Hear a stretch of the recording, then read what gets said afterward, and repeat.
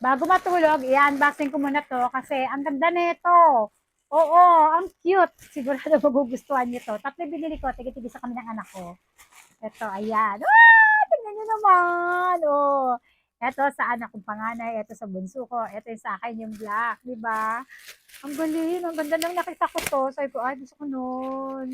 Yun niyo, oh. Ganyan yung itsura niyan. Coin purse to. Sabi ko, ala, may dumating pa lang yung parcel.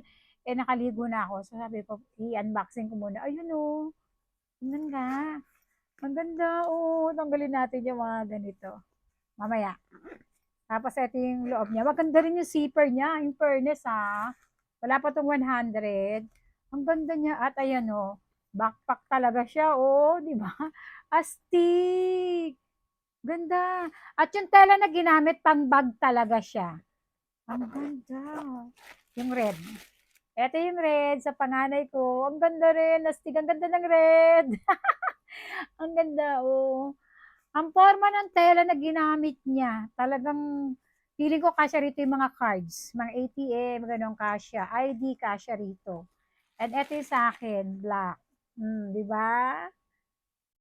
Yung likod niya, ayan, oh. Astig, ang galing. Ang ganda ng quality. I-try nyo, wala pa itong 100, parang, magkano ba? Nakalimutan ko, basta wala pa siyang 100.